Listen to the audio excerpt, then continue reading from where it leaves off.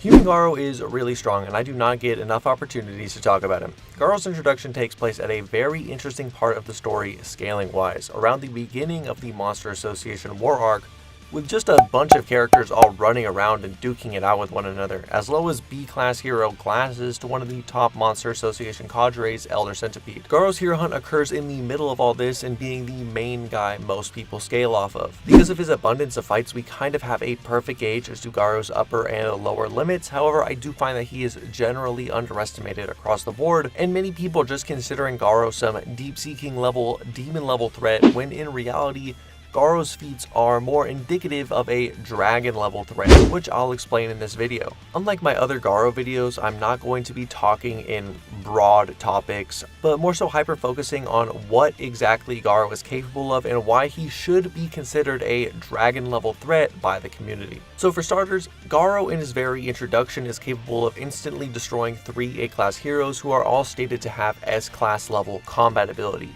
Garou does this while using his self-styled martial arts and not the Water Stream Rock Smashing Fist, which is kind of insane, seeing as the Water Stream is a massive boost to Garou's overall combat ability. The Water Stream brought Garou from getting stomped by Tank Top Master to outright defeating Tank Top Master with a single combination attack and a backhand to the head. So it's easy to digest that Garou, when not using the Water Stream, is kind of trash compared to his full power, yet he already shows this feat.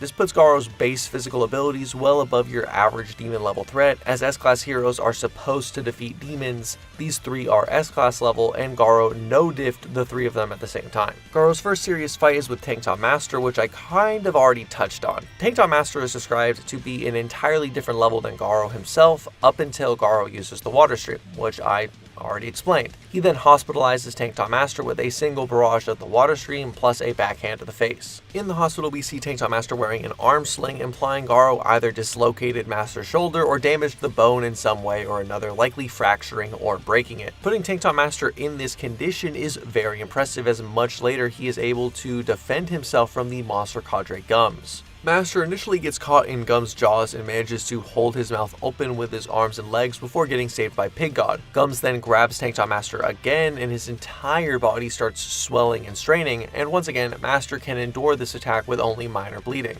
The fact that Tank Top Master's arms are able to endure the force of Gums biting down on him, but Garou can require him to sling his arm over to recover, is fairly impressive, as Gums is a dragon level threat. It's also good since Gums was heavily straining himself in both instances attacking Tank Top Master, whereas it's implied he was able to draw blood from Pig God with more casual attacks. Am I saying Garou outright is stronger than Gums or has more raw power than Gums' bite force? No, I'm not. Garou's own strength is marketably lower than the cadres, as outlined by Super Mouse, when he says a much stronger version of Garou is not in the same league as the cadres after only seeing Garou's physical strength and speed. However, Garou's martial arts are specifically honed to exploit human weaknesses, as well as can amplify his own strength by turning his opponent's power back at them, which Tank Top Master says outright. Basically, Garou's martial arts allow him to damage people far above his physical pay grade, either by exploiting weaknesses or reflecting their own strength, etc. This will get expanded more as the video goes on. However, the point being this: Tank Top Master can briefly defend himself from dragon level attacks, and Garou is capable of inflicting serious damage to Tank Top Master. Garou then fights Metal Bat, who, once again, has good scaling to dragon level monsters. For starters, Metal Bat is capable of fighting Melzigard alongside a base Puri Puri Prisoner. They can both react to and counter his assaults without getting overwhelmed or even taking any damage the entire battle. And Puri Puri Prisoner can blow holes in Melzigard as well. A stronger version of Prisoner later considers himself the weakest S-class, which would include a Metal Bat, Tank Top Master, and Pig God, meaning all of these characters should be able to fight Melzigard, which Garou would scale to for scaling above them. In an anime-only audiobook, Metal Bat has to fight simulated version of Carnage Kabuto, another dragon-level monster, and loses after fighting him for 3 minutes. This same simulated Carnage Kabuto no-diffed Genos more than 50 times, but Metal Bat still hangs in there. This is extra impressive since Metal Bat implies the simulation was not able to replicate his trademark fighting spirit ability to get stronger the more angry he gets or the more he gets beat up. Garou describes this as the more damage Metal Bat takes, both his speed and power increase, with Metal Bat also going from getting knocked into the ground by a basic punch from Garou to taking entire combos of the water stream without even slowing down. It's also shown against Senior Centipede where Metal Bat struggles in fighting 2 demon level monsters at once, and Senior Centipede hasn't even taken any damage, but after getting pumped up he one-shots both of them. Metal Bat fights this way more amplified Metal Bat, and while he is weaker in terms of power, doesn't get hit a single time. He's able to parry all of Metal Bat's strikes with the water stream's defensive properties, and at the end of the fight he throws this reflected power back at Metal Bat and knocks him out. You have a scale that looks something like this. Metal Bat in his base form can at least hold his own against dragon level monsters like Melzigard and base Carnage Kabuto. He then gets a massive power up against Senior Centipede, like I said, another unquantifiable boost against Elder Centipede, and another significant boost from fighting Garou, going from getting overwhelmed to no-selling Garou's assault. Garou's ability to completely outmaneuver and parry Metal Bat's attacks mean he would have no trouble doing the same to Melzigard or Carnage Kabuto. While Garou might not be able to beat them outright with his own physical strength, he didn't do this with Metal Bat either, and rather turned his own strength against him. Alternatively, you could go with the interpretation that Garou is hyper-specifically better at fighting humans, which gets explained more against Watchdog Man, Garou not knowing how to fight a person that fights like an animal yet. This wouldn't really be an anti-feat for Garou either way, because monsters are rated for their ability to cause chaos and attack humans, not for fighting each other, so Garou would be considered a dragon level threat when it comes to fighting humans and heroes, when he can abuse their weaknesses, which is exactly what he did to Metal Bat, a human powerful enough to defeat dragon level threats. Garou doesn't do too much for a while, but I do want to bring up one thing, and that's Suiryu, with his body broken and battered, could break a dragon level monster's toe, that being Bakuzan. Suiryu considers Garou a somewhat interesting opponent that he seeks out a fight with, which does kind of back up what I'm saying up to this point. Garou, while in near critical condition, has to fight Genos. In the fight, Genos generally has the upper hand, with Garou just barely being able to hang in there, and Garou admitting that in his condition he's a bad opponent for him. Mind you, this Garou has a fever, cracked ribs, paralyzing poison, dehydration, shredded hands from deflecting Death Shower, and many more wounds that would make Rocky Balboa blush. So this doesn't just mean that Genos would outright stomp full power Garou, seeing as this weakened Garou is doing pretty okay. Garou is capable of consistently reacting to and parrying most of Genos' attacks, with him also comparing Genos' strength to Tank Top Master, which is someone he already overwhelmed with his martial arts before. Genos isn't going full power either here, however, as he's capable of enhancing his speed further by using thrusters across his entire body, but to counter that, I don't think he was holding back significantly either, as he considers Garou a troublesome opponent that the Hero Association shouldn't waste time on. And these thrusters are something Genos has never really used on a previous opponent. The closest thing being when Genos enhances his last machine gun blows to attack Speedo Sound Sonic, but Genos actually does the same thing to Garou when launching a booster enhanced punch, which Garou can also react to and parry. So yes, while full power Genos would likely be superior to Garou, Genos never fights anybody like this ever, so Garou would still scale to all previous versions of Genos. While this doesn't say much insofar as Garou being a dragon level threat, as Genos doesn't actually scale to any at this point, Genos' earlier versions have a litany of feats of easily defeating and running gauntlets on multiple demon level threats, which just kind of adds credence to the idea that Garou is far above most demon level threats at this point.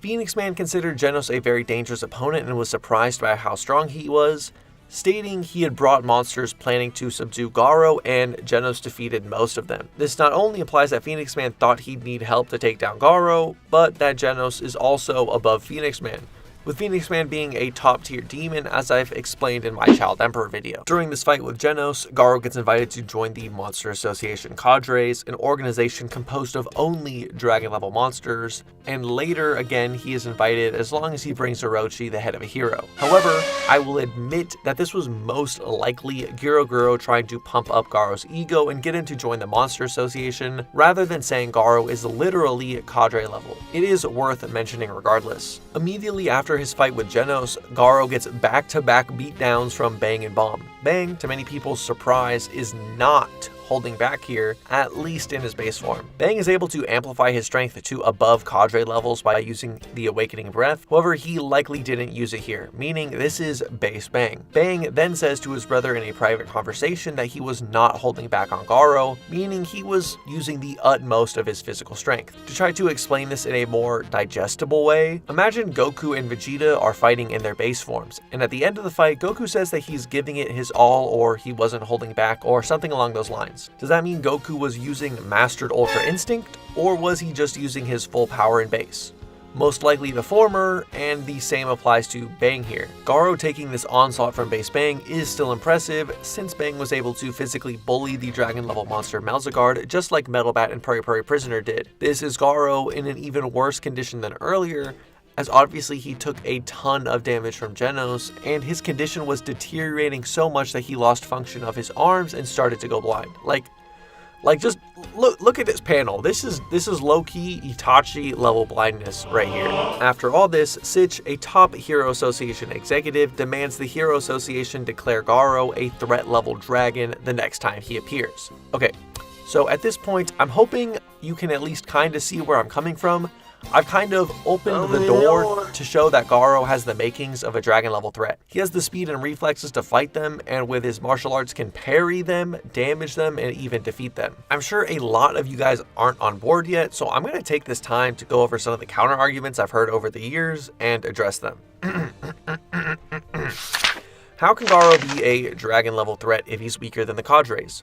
So yeah, Garou is certainly not cadre level in his overall combat ability, but being considered dragon level in the Monster Association is not the same as being considered dragon level within the Hero Association. The Hero Association has a much more loose and vague rating systems compared to the Monster Association. In the Monster Association, it is strictly based on strength, which is measured by Garou, with the unique ability to measure the strength of monsters. The Hero Association instead has a bunch of normal people issuing threat levels based on the overall level of danger, aggression, destructive power, difficulty to exterminate, and much more. The bonus chapter called Threat Levels calls this into question, with two monsters getting incorrect threat levels. First is a demon level monster that gets swiftly defeated by Smile Man and his two brothers. Smile Man is an A-class hero and his brothers are rated even lower, yet they easily defeat Macho Radish. This is in direct conflict with the Hero Association ratings, which say it takes 10 A-class heroes to beat a demon. Smile Man directly calls us out that the monster was way too weak to be a demon despite what the Hero Association rated it as. Next we meet Withered Sprout, a monster initially believed to be level wolf, but is revealed to be level dragon. It's then just outright said that the threat level system is not always accurate for many reasons. Chief among them, the Hero Association just outright lies to uphold their status. So when I am saying Garou is threat level dragon, I am more specifically saying he scales to certain dragon level threats and would be considered dragon level by the Hero Association, which he is, at least by Sitch. Garou struggled with A-class heroes, so he can't be dragon level. The only times Garou ever struggles with A-class heroes are in his base physicals or when he's heavily weakened. Golden Ball and Spring Mustachio were able to threaten a healthy base Garou. However, the moment Garou uses the Water Stream, he casually dispels Golden Ball's ultimate move. Like I've been saying the whole time, Garou's raw physical strength alone doesn't compare to his martial arts. Golden Ball and Spring Mustachio specifically somewhat hide their abilities, with Golden Ball being more of a hunter, and Spring Mustachio just doesn't use his full power ever, hence he remains in the lower ranks of A-class. This in spite of the fact that he can keep up in speed with Ian, the number 2 A-class who can contend with demon level monsters, and also easily solo swarms of Black SLs, which are stated to have combat ability on par with A-class heroes. The only other instances when Garou gets jumped by 8 heroes all using preparation and their individual specialties to overwhelm a heavily nerfed Garou. The heroes broke down their strategy to the 8 of them attacking in perfect coordination from close, mid, and long range while covering their weaknesses, and Garou still won. Most of these heroes have pretty good stocks too, such as the fact that Smile Man could avoid Wither Sprout's ice attack, and Stinger's ability to chop off the arm of a demon level monster called Grizzly Nya. It also just needs to be said that the Hero Association ranking system is almost as flawed as the monster level system. As stated outright, Blue Fire, Heavy Tank Loincloth, and Magic Trick Man have S-class combat ability, yet they are all A-class. My Mask is S-Class level but chooses to remain in A-Class, as does Fubuki, who remains in Class B despite having high A-Class level feats and potential. Case in point, Saitama is a B-Class hero in the anime and just became A-Class in the manga. The Hero Association often lacks knowledge on their own heroes, and politics prevents heroes from rising to their deserved position. Just because Glasses is B-Class doesn't mean he's weaker than A-Class Tank Top Vegetarian, as an example. Garou struggles with demons, so he can't be Dragon. This is more of the same of what I just said previously. Threat levels are flawed, and Garou only struggles when it comes to physical strength or when he's getting jumped, such as when a fatigued Garou was able to hold his own with Bug God and Royal Ripper at the same time, and was even confident he would win, and later in a stronger form fights 3 demons. Each of these demons can take physical blows from Garou, but when they use their ultimate combination attack, Garou can parry it with one hand. Once again, I'm gonna keep repeating this over and over again because I just know people are still not gonna get it. His martial arts is what makes him Dragon level, not his base physical punches or durability. Garou said he became Dragon after getting a power-up, so he can't be Dragon in his human form. Garou never said he became Dragon, quote unquote. When Super Mouse berates Garou about how powerful he and the other demons are for being rated demon, Garou replies, "Wouldn't I be Dragon?" Nothing about this implies he just this moment, became a Dragon level threat, but rather, he's saying, I'm so much stronger than you, I must be Dragon level, which is kind of true. Garou at this point hasn't even seen a disaster level dragon monster outside of Elder Centipede and possibly other times on television, so this is more likely. Sitch, in all honesty, has a better authority on Dragon level monsters than Garou, and he thought Garou should be considered Dragon level before this. All in all, Garou consistently fights and beats characters that scale to or above Dragon level threats, and is stated to be won by Hero Association executives. None of his anti-feats drag him down into demon territory, outside of maybe his straight punches with no technique or his durability, but as I showed numerous times in this video and in many other videos, Garou's martial arts allow him to hit above his physical pay grade. Garou just is a Dragon level threat. In One Punch Man Season 3, Garou took his first real steps into becoming a monster. After being pushed to the brink of death by Royal Ripper and Bug God, Garou returned stronger than ever. He immediately showcases this new strength in getting revenge against Royal Ripper, where with one punch he blows the monster's head clean off its body, then slices him to ribbons using the Whirlwind Iron Cutting Fist. The Whirlwind Iron Cutting Fist is the style of one of the 2 greatest masters in the One Punch Man world, and is stated to be able to defeat all but the most skilled warriors. This is pretty impressive, as prior to this, Royal Ripper was able to take full body kicks from Garou with almost no damage, this being the same Garou who defeated Tank Top Master, Metal Bat, and even scrapped with an upgraded Genos. When Genos, even in his first few showings, could vaporize chunks of mountains, a feat comparable to atomic bombs. Garou now would scale an entire tier above this, easily, for one-shotting someone that was once on par with him. Garou would then run into 3 demon level monsters, Super Mouse, Showerhead, and Unihorn. Here Garou would beat all 3 of them up, but ultimately not doing any serious damage as they all recover. Garou would proclaim himself as a threat level dragon for his feat of easily overwhelming the 3, but Super Mouse would say that only the cadres are rated dragon and that they are in another league compared to Garou. This would lead many to believing that all the cadres are an entire tier above Garou. However, keep in mind at this point, Garou's greatest strength is his defense, not his pure offense. While I 100% agree that all the cadres eclipse this version of Garou in terms of raw physical abilities, Garou's water stream defense allows him to handle things far above his physical pay grade. Case in point, immediately after trash-talking Garou, the 3 demons launched their Demon Trinity combination attack, which Garou is able to parry with one hand, although it does mess him up a bit, showing concretely that Super Mouse underestimated Garou's defenses. Therefore, it's not unreasonable to say Garou would at least be able to contend with some of the lower-end cadres, such as the initial version of You're Ugly or Nyan. This is especially true seeing as Tank Top Master, someone Garou already defeated before, was able to fend off a cadre for a short period of time. However, after this, Garou would run into a cadre himself, overgrown Rover. Rover fires a heat blast that incinerates both Super Mouse and Showerhead, despite both monsters being able to take powerful attacks from Garou.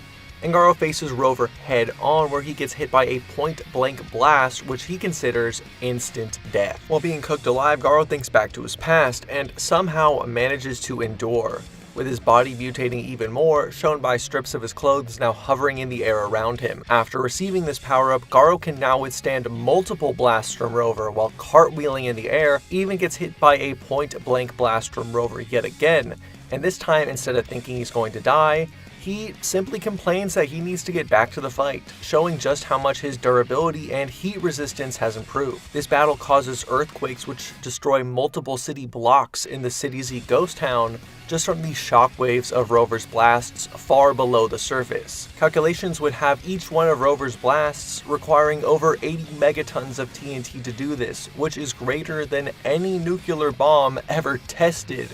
And Garou took tons of these attacks and walked them off. After getting blown away by Rover, Garou lands in Girou's chambers, who uses her telekinetic abilities to hold Garou in place.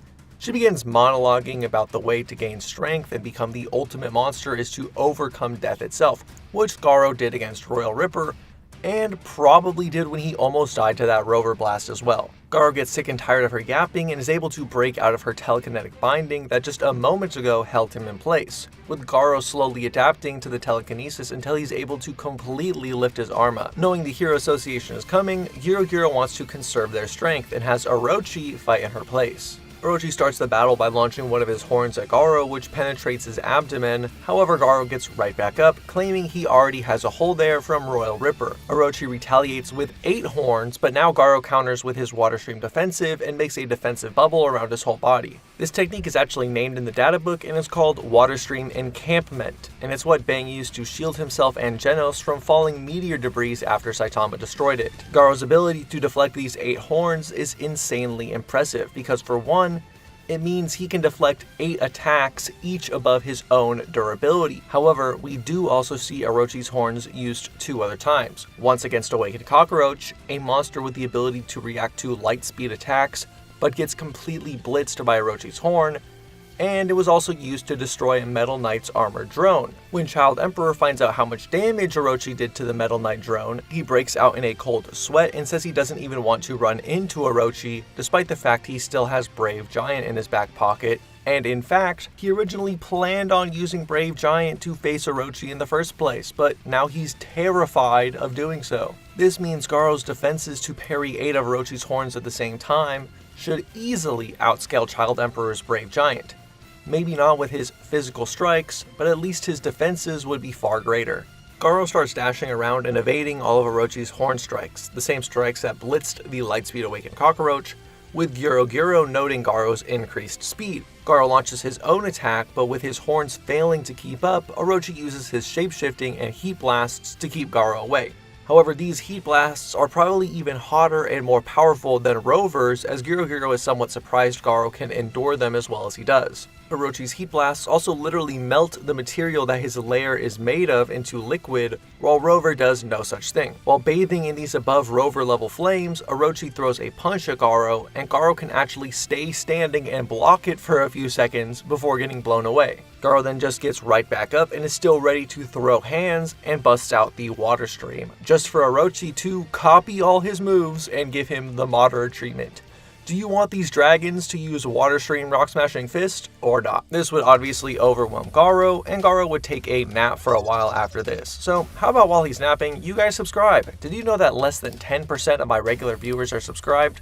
Why don't you just click that sub button? It helps me, it helps you, you get my videos in your recommended feed, it just helps everyone. So I do appreciate all the support you guys give me, so let's hop right back into the video. Garou returns later when Puri Prisoner runs into his chamber, and Garou barrages him with just 5 attacks, causing the hero to collapse, unable to stand. Prisoner at this point was enhanced by his new Bristle Armor ability and just got out of an encounter with Nyan, with Prisoner instantly recovering from Nyan's slash attack while not using Bristle Armor. He regards Garou as a dangerous man and can't even believe he lost so badly, and warns Darkshine that even he should be careful, even though he didn't think all that of Nyan. It's then revealed that this is all Garou in a sleeping state with his martial arts prowess nerfed, which Garou specifically compares to thrashing in his sleep. The difference in Garou's skill is put on full display with him instantly knocking Darkshine to the ground when the hero was tossing him around when he was sleeping. If Garou was already deemed a greater threat than Nyan was in his sleep, he'd be an order of magnitude greater than Nyan when awake. Nyan, of course, was a monster who gave Drive Knight a hard time, with the hero not sure he'd even win if he didn't have prep time. Despite his power, which likely surpasses that of S-Class heroes Drive Knight and Child Emperor, Garou gets no diffed the moment Darkshine gets serious. Even Garou's Water Stream, which constantly defends from attacks far above his physical pay grade, gets shattered and Darkshine turns his entire ribcage to pebbles. In turn, Garou adapts, with Darkshine remarking that Garou's attacks are getting faster at an alarming speed as he unleashes his newly acquired style, the Crossfang Dragon Slayer Fist, a combination of bang and bomb styles that even they can't do alone. His rapidly rising power and speed causes even Darkshine, the hero said to stand at the pinnacle of physical combat, to get anxious. Darkshine responds with his own full power, even more power than when he one-shot Garou just moments ago, and Garou completely matches Darkshine. This means a full power punch from Garou at this point would one-shot himself from earlier just in this same chapter. Garou climbs even higher to the point he can parry Darkshine's blows with just a thumb, and his precision using the Crossfang Fist can even cause the hero, stated to have the greatest defense in the hero world, to cough blood. Garou also gets hit by a Super Alloy Double Bazooka and doesn't even get knocked to the ground, and instantly regenerates as indicated by the dark matter swirling around his shoulders, and with a simple kick and sonic spin attack, knocks Darkshine to the ground. This exchange would leave Darkshine so traumatized he doesn't think any hero would be able to stop Garou, including Pig God, Zombie Man, or Atomic Samurai, the latter of which being a hero Darkshine highly respects and said would have easily destroyed Garou if they fought before his power-up. He doesn't even think Tatsumaki can handle him, and while he doesn't know Tatsumaki's max power, he was watching alongside Genos as she effortlessly halted Boros' ship artillery. Not even Bang, with his godlike technique, is enough to stop this version of Garou in Darkshine's opinion. At this point, Garou represents a force of nature that the mid to lower S-Class, such as Drive Knight or Atomic Samurai in his base form, could never hope to stop. And while he's still a bit outmatched by the likes of Flashy Flash or Full Power Bang, he is still a force to be reckoned with power on par with Darkshine, skills that exceed that of Bang, speed to handle someone like Atomic Samurai, and the ability to bounce back from a Super Alloy Double Bazooka without even hitting the ground. He truly is a monster. Since the conclusion of the Hero Hunter saga, the One Punch Man God storyline has been a major focus with the proliferation of many characters who hold the powers of God, like Homeless Emperor, Anti-Void, and Garou himself. In the wake of that, many fans have focused heavily on Garou's latest and strongest power-up, Cosmic Fear Mode, due to the impressive feats he has which radically changed how we see the entire series. That said, today I mainly want to focus on those early versions of Garou, the monster version, and his intense powers and why I consider him pretty underrated. Of course, Garou has evolved far more than ever before, ever since his days of struggling with Tank Top Master to defeating Metal Bat to his most recent bout with Super Alloy Darkshine. I've discussed Darkshine in depth in this video, no, not that one, or that one. In this fight alone, we saw the extent of Garou's abilities when pressed against someone far superior. A casual Darkshine was so strong that Garou couldn't even block his attack with the Water Stream Rock Smashing Fist, the ultimate defensive martial art, and his ribcage was shattered to pieces. Garou then gets back up, matches Darkshine's full power, and beats the shit out of him. This is insane seeing as Garou closed this gap in less than a chapter. As said, in a battle against the strong, the harder he is pushed, the more Garou can draw upon his potential and evolve even more. This establishes a pretty good baseline for Monster Garou before he takes an extended monster nap. Garou later reappears where he fights Bang and Bomb. First is Bomb, who is fatigued but still strong enough to compete with Garou for a while, but seems to lack the stamina to stay in the fight for very long. This is shown best when Garou and Bomb clash with the Whirlwind Iron Cutting Fist, and neither of them is blatantly stronger in the clash, but Bomb is already sweating and breathing heavily. You'll notice this is a recurring trend with Garou when he fights opponents of a comparable level. He's usually able to take most of their attacks with little damage until they run out of energy. Next, of course, is Bang, where the two have a highly competitive battle that I've analyzed in many videos. The main thing of note is that almost immediately at the start of the fight, Garou uses the Awakening Breath, a technique to draw out the full limits of his body, which means Garou in this feral state is pushing his body to its maximum. This is important because many believe Garou's abilities are being nerfed by him being asleep, as was said when he fought Darkshine, but the same can't be said here. It should also be noted that during this fight with Darkshine, Garou's moves were being compared to thrashing, and he was blatantly incapable of making full use of his techniques, whereas against Bang, he's able to perform the Sky Aura Ripping Fist, a technique that is straight up impossible for Bang to perform, despite being pretty much as skilled as any normal person could possibly be. Garou is said to be using a combination of all fighting styles when fighting Bomb, which is the same description of the Monster Calamity Godslayer Fist, meaning it's likely he's using this technique or some early version of it. It does need to be said that Garou did not complete the God Fist in his fight with Platinum S and Flashy, as many people believe, as he says he's nearing perfection. It also makes sense seeing as Bang was able to take numerous blows from Garou, but a single graze from the Sky Aura Ripping Fist was enough to instantly defeat him, whereas Platinum S and Flash could withstand the Godslayer Fist, even though both took serious damage from Garou's normal punches. Logically speaking, if the God Fist was perfect, it should amplify Garou more than the Sky Aura Ripping Fist, but it doesn't seem to be. That debate aside, Bang beats Flashy Flash. Garou defeats Bang as well, displaying the Explosion Release Fist, which pushes his body even further beyond his normal limits, and the Sky Aura Ripping Fist, which I already said, which when used by Bang and Bomb could shatter the carapace of Elder Centipede. Seeing as Garou is physically superior to Bang and Bomb and is using the exact same technique, and can use even stronger techniques like the Crossfang Dragon Slayer Fist, Garou should at least be able to do the same thing they did to Elder Centipede, but unlike Bang and Bomb, Garou is not limited to using this technique once a day. He instantly uses it a second time against Evil Natural Water to blow him away after he one-shots Vomit Fear Ugly, a monster who can match punches with Darkshine and just took a combination of punches from Golden S and shook it off. In the end, the only actual Garou takes in this fight is a crack on his shell that doesn't even cover half his face, showing once again Garou is highly durable even compared to people that can match his strength. Next he fights Flashy Flash and Platinum S, where all three are relative, at least in terms of travel speed and power, although Garou never makes use of the Sky Aura Ripping Fist like he did on Bang. Flash is pretty quickly defeated and Garou and Platinum S speed up even more. It's then said that Garou's synapses are ever accelerating as he blitzes full power and enraged Platinum S so bad he can't even hope to react before Garou blows him into bits. Now, exactly scaling Platinum S is something I don't really want to do right now, but he should clearly far surpass the likes of Bang and Flash. As I said earlier, Garou evolves the harder he is pushed, and neither Bang or Flash can stimulate extreme amounts of growth. However, once Platinum S goes all out, Garou grows from struggling with Platinum S to easily destroying him. Essentially, Platinum S is around Garou's level, if not stronger than him when they first fight, which means Garou by now could speed blitz anybody who was around his level before this fight, including Bang, Bomb, and Flashy Flash. It also means he should be far superior to the likes of Atomic Samurai wielding the Sunblade, since even a lesser Golden S could intercept his amplified Atomic Slash that was about to unalive Homeless Emperor, and only took small cuts from the attack before getting his arm chopped off and Atomic Samurai collapsing from exhaustion. Compare that to Garou making a superior combination explode into infinitesimal pieces, and he's clearly a lot stronger than the world's strongest swordsman.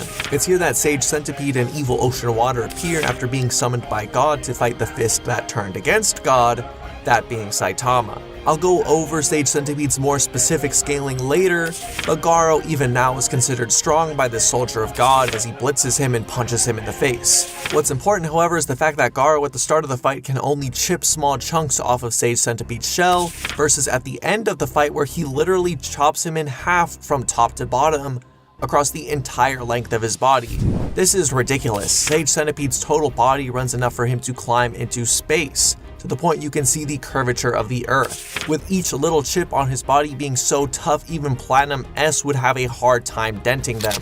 Garou chops him in half across hundreds of miles of his body, making his new level of strength make his old strength seem insignificant in comparison, to the point I doubt you could even put a number on it.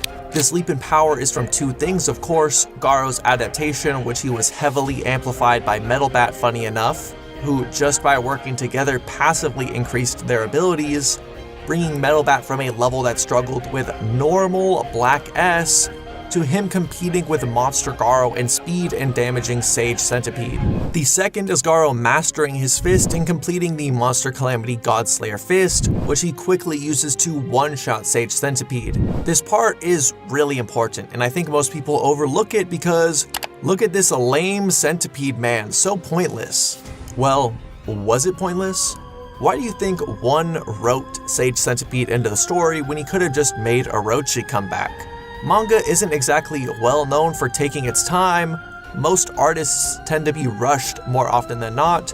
So why did One and Murata take an extra 4 chapters with this seemingly pointless villain when they could have just had Garou stop at Platinum S? Now, this next part is obvious, but Sage Centipede is a larger form of Elder Centipede, who fought Bang in the past. During this fight, it's explained that Bang's moves would be ineffective against the monster due to his size, since techniques are only effective up to a certain size as they mostly target weak points that Elder Centipede doesn't have. Bang and Bomb then use their combination attack, which Genos calls the ultimate technique, and while it shatters his shell, Elder Centipede does manage to regenerate. Garou attempts to use these combination assaults as well, even with extra help from Metal Bat, but can't do anything to Sage Centipede due to his size and regeneration. But as soon as Garou perfects the God Fist, he instantly destroys Sage Centipede, and this is seen as some kind of awakening. And Garou sees Sage Centipede's appearance as a blessing. The point of this scene is to establish that Garou has surpassed the old masters and the old martial arts. If Garou almost perfected his fist against Platinum S, it would take an opponent that is above martial arts to propel Garou to the next stage. Say what you will about Sage Centipede being a bum, I think this is much better writing than most people give it credit for.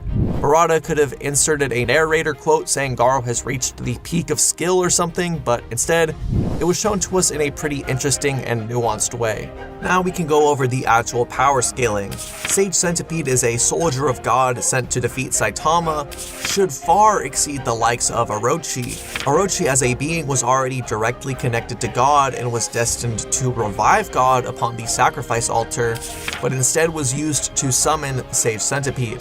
Therefore, I think it's pretty fair to say God is aware of what happened to Orochi and at least somewhat aware of his powers. He'd later even empower Orochi's fusion with Psychos, meaning he is even aware of higher powers as this fusion is said to be stronger than ever. I mean, it's literally Orochi plus Psychos, plus God Amps, plus biomass absorption, and it's implied God witnessed the battle with fusion and Tatsumaki. Saitama not only one-punched Orochi, but also countered his strongest attack with a squirt gun. If God expects Sage Centipede to win against Saitama, he needs to at least be able to withstand these specific attacks. Obviously, God has no idea how strong Saitama truly is. All he knows is Saitama can easily defeat Orochi-level opponents, but he still sends Sage Centipede. A lot of people do think Orochi would win in a fight against Sage Centipede, but for our purposes, all you need to acknowledge is Sage Centipede can survive attacks far above Orochi's pay grade without getting blown to pieces like Saitama did to Elder Centipede. It may go a step further if you consider that Saitama may have been the only valid threat on God's radar, including Tatsumaki, who easily defeated the Orochi Psychos fusion I mentioned earlier. Many people even theorize that God interfered in the fight because Tatsumaki start fluctuating right after we see the moon, which is where God resides, or at least an avatar of his resides, yet he still sees Saitama as a greater threat. If this is true, he'd logically only send Sage Centipede and Evil Ocean Water if he expected them to deal with above Tatsumaki level opponents, and at least do decently. It's also possible that Sage Centipede and Evil Ocean Water would need to work together to be stronger than Orochi Fusion, meaning individually they'd still be getting close to that level of power. If you don't believe that, that's okay. The overall point I'm trying to get at is that Garou just one-shot an above Orochi level opponent. This should put him in the conversation of defeating Tatsumaki, who also defeated a stronger version of Orochi, with Garou boasting much better speed feats, regeneration, and high battle IQ. This should also put Garou above pretty much every top tier feat in this arc, including Psychos carving continents off the earth and Orochi pulling a large chunk of magma out of the planet's core just by powering up, the latter feat having been calculated as high as small planetary. It's then that Saitama appears and of course, Garou gets beat up. Like before, Garou evolves rapidly when faced with a stronger opponent, at one point mutating and evolving his entire body, which never happened in the previous battles. Garou feels his new overwhelming power and believes it's possible with this new strength he could defeat Saitama, who just tanked the same attack that destroyed Sage Centipede, and blew Garou's arm off, which he quickly regenerated. As said earlier, in the fight with Darkshine, Garou went from getting one shot to surpassing Darkshine in an extremely short period, yet Saitama poses a far greater challenge and forces more dramatic transformations. Garou undergoes these mutations 2 more times, growing in size, growing wings, extra arms, and developing new powers like energy blasts.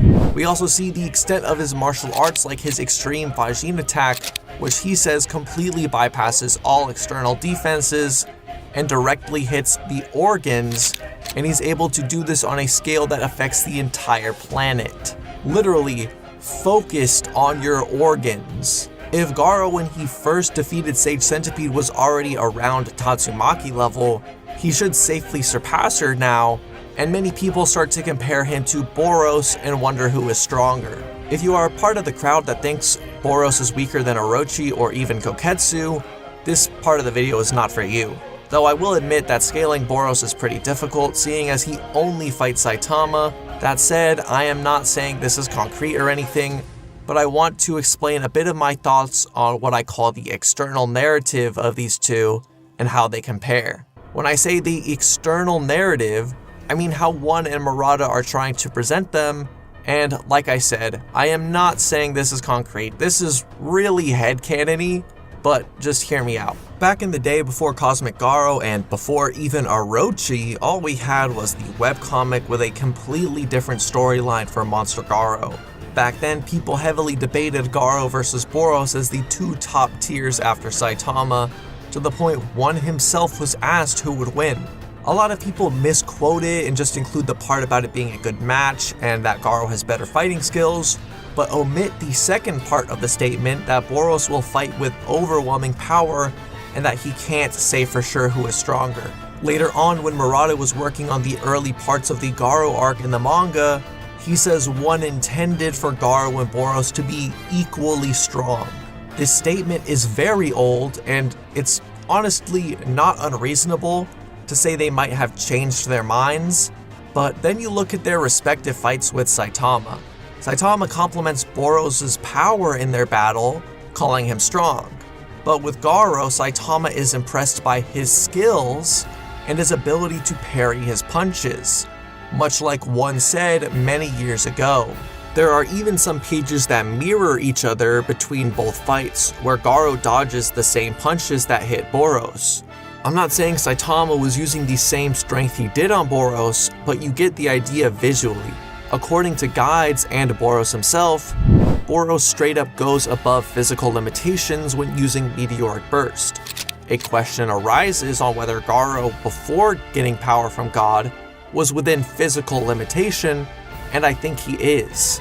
Obviously, godly powers go beyond physical limits, but Garou doesn't have any of that yet. He's just a super evolved human monster man. If true, Boros would be stronger than Garou in terms of pure power and speed, but Garou would still have far superior combat skills, which would help him swap hands with someone above his power level, just like One said. With that all taken into account, the author's statements, the guides, the comparisons in the manga, is it hard to believe Boros and Final Form Monster Garou are around the same level? No, I don't think it is, and like I said, this whole argument is very headcanon-y, but I do think this is what One was thinking which is why Cosmic Fear Mode Garou specifically is considered the next level. If you consider this arc was meant to introduce us to the next level of power of One Punch Man, it sorta makes sense. Garou would climb to the highest heights to rival the dominator of the universe, then surpass those heights and enter the realm of the gods.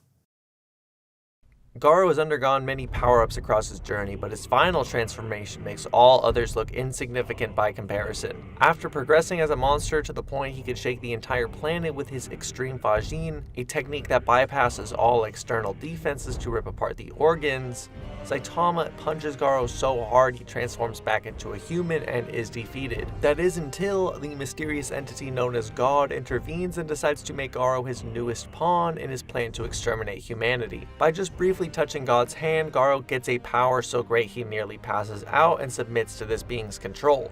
But he manages to take over and remain as the dominant personality. As we learn later, God is a being that resides in the higher dimension, bestowing portions of his power to individuals and monsters to help him with his plans, or to destroy threats to his plans like Sage Centipede, which was summoned to defeat Saitama. Saitama at this point obliterated Monster King Orochi like he was a 5-year-old in a ranked fighting game, but God still thinks Sage Centipede could win, and Garou defeats Sage Centipede with a single karate chop. This is despite the fact that Orochi could casually move chunks of the Earth's core just by powering up his strongest move, which some have calculated to be as high as small planetary.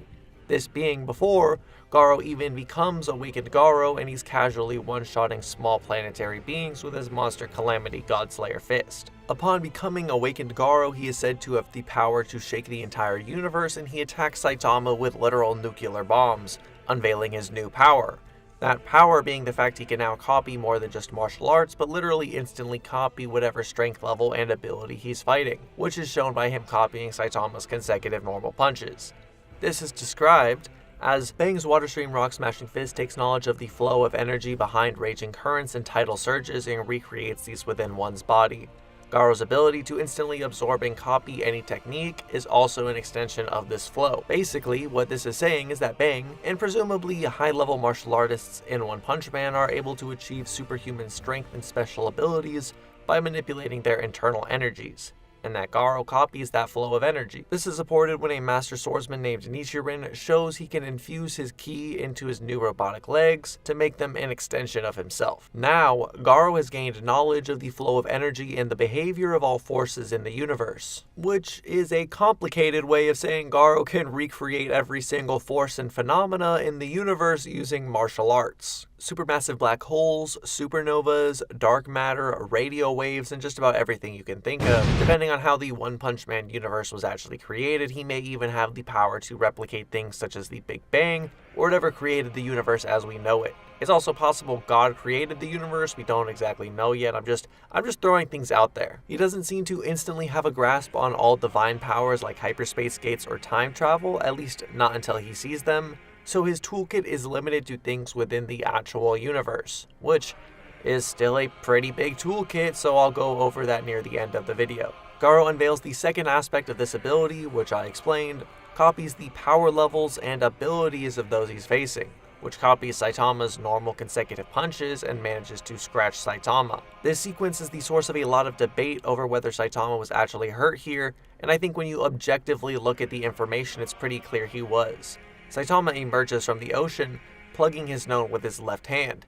He then wipes his nose with his right hand, looks down at the glove, and says that he told the kid he would not get scratched. This is a reference to what he told Tereo earlier after Garou punched him in the face and he said he wasn't remotely fazed, telling Tereo there's nothing to worry about. This is the most accurate translation. When the chapter first came out, some people mistranslated it saying Saitama was talking about how he didn't want to hurt Garou, but since then every translator, including the official ones, have corrected these mistakes. This is what Saitama said, and the fact he wiped his nose and looked down at the glove kind of implies he was wiping blood away from his nose. I've also seen a lot of people on Copium argue Saitama was talking about how his clothes got messed up, but that doesn't really make sense. Saitama already complained about his clothes earlier, when Garou used nuclear bombs on him. Others have argued that Saitama would logically get super excited if Garou actually hurt him, but that's not really true either. I mean, if a toddler bit your finger and left a little mark, you wouldn't assume they were equal to you and could match your strength. The point of Saitama's disinterest is because he still wasn't really trying, even though Garou copied some of his suppressed power level. Garou notices this as he monologues about how he'll surpass Saitama with his ability to hone all techniques, but Saitama is still not impressed, and Garou even pauses for a moment, realizing Saitama's true power still hasn't come out yet. He then blows Saitama away with a gamma ray burst, the result of a massive star reaching the end of its life, the largest and most powerful explosive phenomena in the entire universe. Garou sees this and thinks if it so much as grazes the earth, it would be bad news.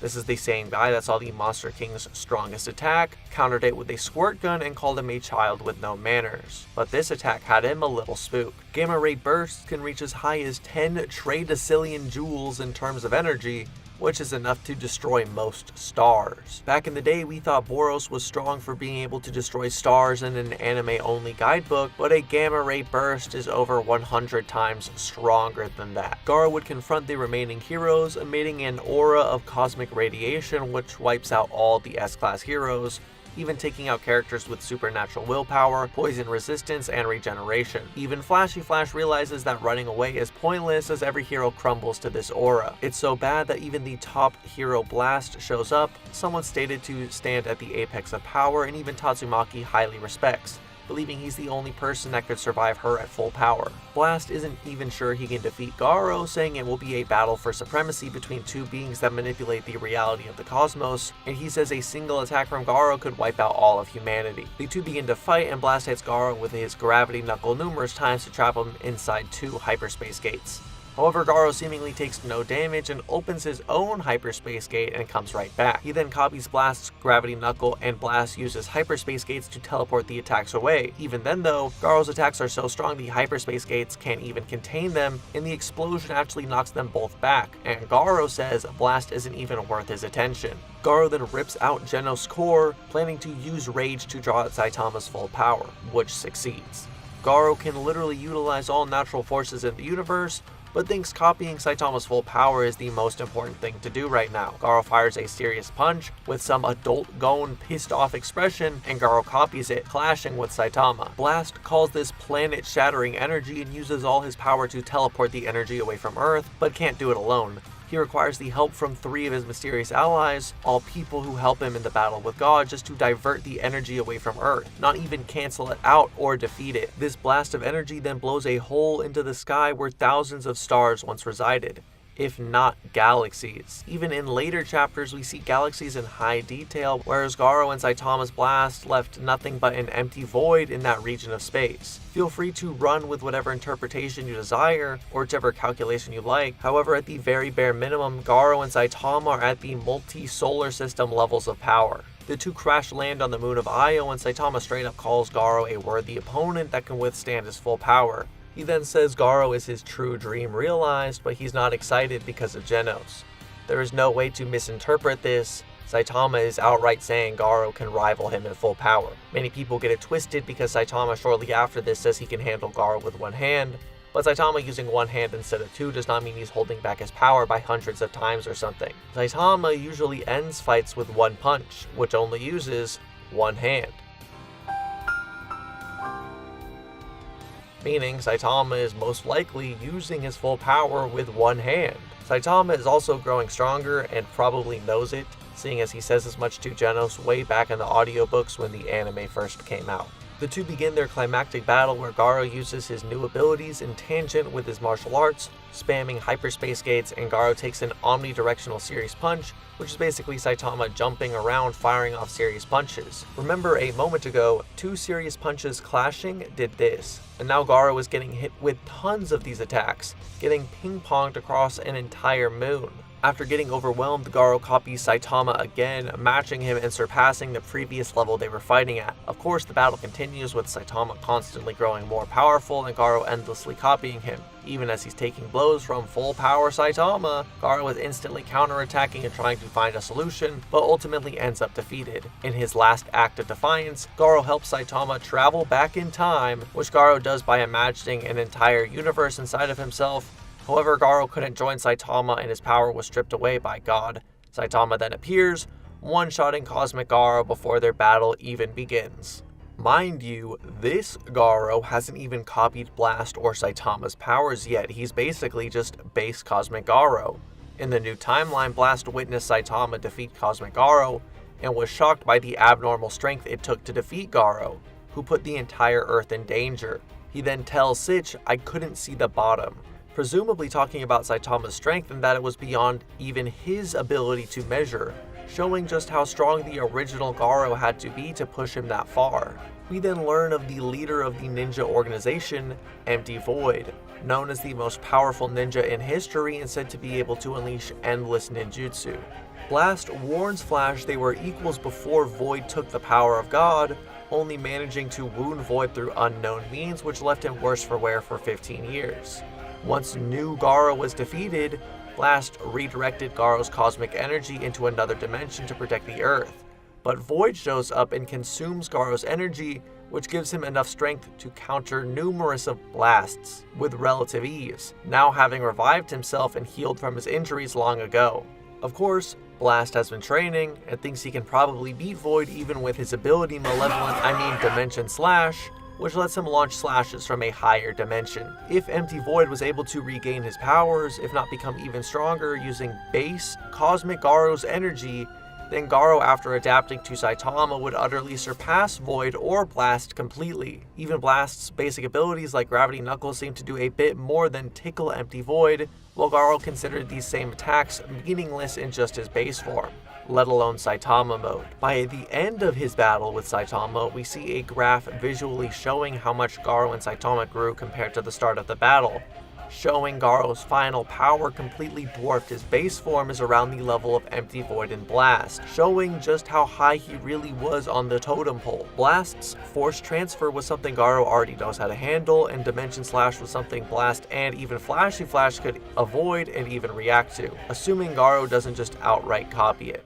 Now that we've broken him down for the most part, I do want to discuss a bit of some of the abilities Garou probably has, as I find his arsenal surprisingly underrated since most people just look at his copying ability. We can start by discussing said copying ability, as Garou of course can copy the strength level but also the speed and durability of any opponent, as shown by the fact Garou was not just matching Saitama's strength level but also keeping up with him in combat and taking numerous serious punches. He can also of course copy the abilities of anyone he faces, as long as he can at least see the ability for himself. His hand-to-hand skill has evolved higher than ever, having absorbed these styles from countless schools, participated in martial arts tournaments, surpassed Silver Fang, the greatest martial artist in the world whose skill goes beyond mastery itself, and has honed his abilities non-stop for 80 years. The Sky Aura Ripping Fist and Crossfang Dragon Slayer Fist are even more advanced techniques that not even Bang or Bomb can do, yet both pale in comparison to Garou's own technique, the Monster Calamity Godslayer Fist, which he calls the absolute pinnacle of all martial arts. Even Saitama would be impressed by this skill level and would have a hard time dealing with it numerous times. Martial arts also gives Garou special powers like Power Nullification,